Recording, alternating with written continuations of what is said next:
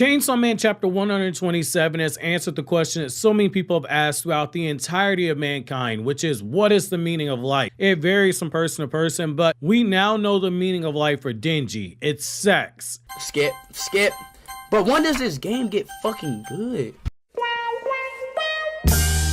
Yes, you heard me right. It's sex. My god, there's Horny and then there's Denji. Jokes aside though, this chapter was just what you would have expected from an Asa Mitaka centric chapter. It's heavy on the character building, making you feel even more invested and even more pity towards Mitaka, but we also balanced it out by having Mitaka share the chapter with Denji, which is now a clear recipe for Fujimoto whenever he starts cooking. A dose of Asa Mitaka's suffering and Denji's comedy equals an automatic 10 out of 10 chapter. It's going to be very interesting to see if this is how he keeps going moving forward into the story. So with the initial thoughts out of the way, let's back things up a bit and let's jump into the recap portion of the review. So the chapter opens up with Mitaka falling through the air, and just when she begins to fall backwards, it's ironically the falling devil who catches her by placing his hands on the side of Mitaka's face. But this was no act of goodwill. This was literally the falling devil taking the time to read Mitaka's mind to find out just what would be the most effective way to play mind games with her in order to break her. Since the falling devil is like a chef, think of it like a chef adding some extra seasoning to their food before throwing it into the oven. It's bloody brilliant by Fujimoto.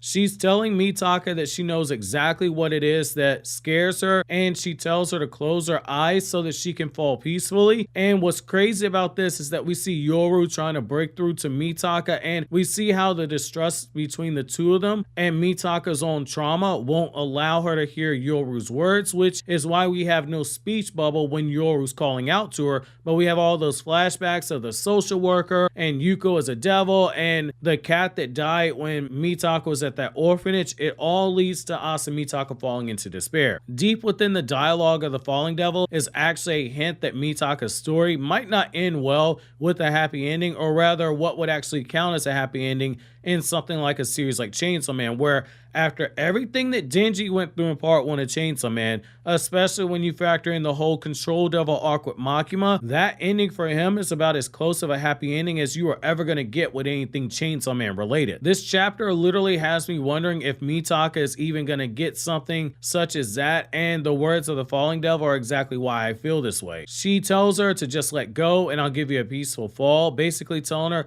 I'll give you a peaceful fall into the afterlife, and we start seeing signs that Mitaka is actually at peace. She's accepting her fate. Basically, she's like a punch-drunk fighter, ready to wave the white flag and lie face down onto the mat and admit her defeat. It's then, as Mitaka is falling, we get the depressing monologue from Mitaka that says she is glad that she's falling to her death so that she doesn't have to be a burden on anyone anymore, and she doesn't have to lie awake at night waiting to go to sleep as she thinks of all the things she did wrong. And it's as she tries to make peace with falling that we see her begin to express one regret that she has. But before we can find out what that regret is, Denji steps in to save her, and one of the first things he does is directly call Mitaka heavy. But obviously this wasn't in regard to her actual weight, but rather it's a response to all the weight that's piled up inside of her that makes her heavier while she's under the effects of the falling devil. And when Mitaka tells him to let go of her because she's content with falling, we see that Denji, when he's the voice of reason in a situation, you might want to reevaluate what it is that you're doing, because he flat out tells her she's nuts and proceeds to begin talking her down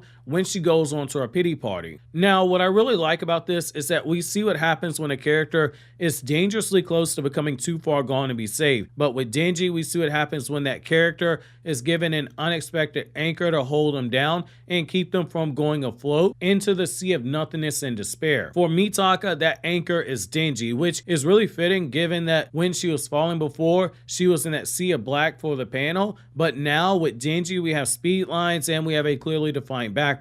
It's the small stuff like this that artistically make me tip my hat to Fujimoto, because he's doing a damn good job, and artistically he's got some of the best art in Weekly Shonen Jump if we're factoring this in. I know this is a Jump Plus title, but this did start out in Weekly Shonen Jump, so I'm still going to lump it in there. Now, this is where we do get some pretty good introspective character writing for Denji, because you can tell that as he's speaking to Mitaka, he's talking about himself, and we know based off of the last chapter that power and Aki's deaths, they still weigh on his mind. So we can draw a direct line to Denji's statements to that flashback panel we got in the last chapter. He points out that the worse that Mitaka feels, the heavier she's going to get. And he begins to start listing out all these things that should make her happy. And when Mitaka tells him not to think about cats because obviously her cat drowned at the bottom of a river, that's where Denji puts on his grief counselor hat and begins spitting some facts to Mitaka. He tells her that he knows exactly how she feels, that when something really good happens, that it makes you want to put your guard down. Life pretty much throws some crappy stuff at you in order to make you lose hope, but that life isn't all bad. And while the only thing that you can think of in that moment is none of the good stuff, but rather all the bad crap that's happened, Denji compares it to being given a hamburger that's made out of crap. However, this is where the comedy takes in. When Mitaka has a moment where she's like, yo, yeah, this makes a lot of sense. This guy totally gets me. And she starts asking for the sauce on how to get over that pain that she's feeling and asks him, hey, how did you get over it? Denji's like, nope.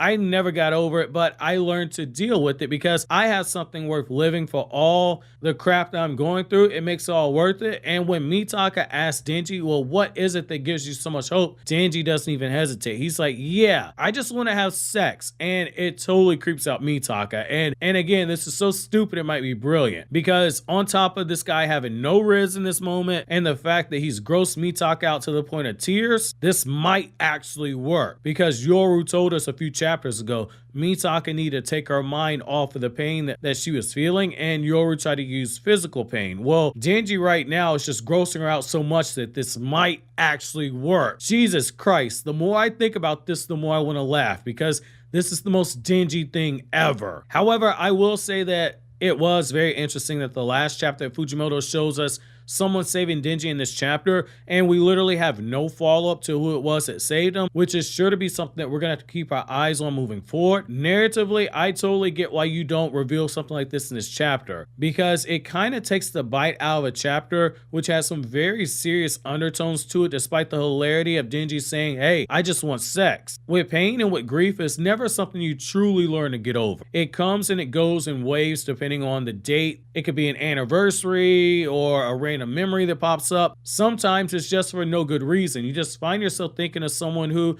you care about who is no longer here for you to tell them how much you care about them. It's something I know from experience that when something happens, the sadness and the anger, it starts to pile back up and it packs a bit of a bite, especially if that person was taken away from you and you never got to tell them goodbye. But over time, you really learn to deal with it. Denji won't ever be accused of being someone who is known for having a way of words, having a slippery silver tongue like a politician where they speak with such elegant words and flowery language where they could speak to you and you could just listen to them talk about absolutely nothing of substance, but they leave you thinking like, yeah, I like the way that sounds. That doesn't sound so bad to me.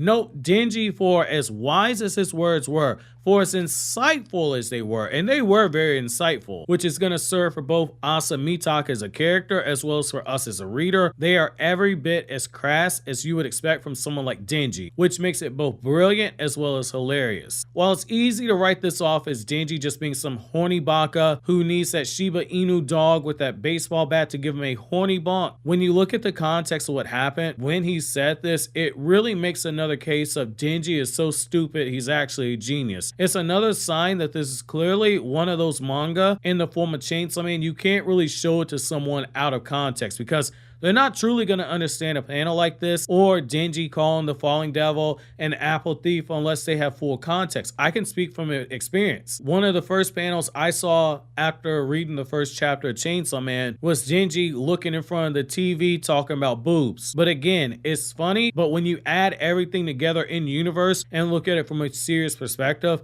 it's actually very brilliant character writing. That being said, I'm curious to know when you guys think that Denji's gonna get outed as Chainsaw Man to Mitaka, and what impact do you think that's gonna have, especially after Denji's rather startling confession we just got. While you think that over, click here to watch these other anime videos you see on the screen right now.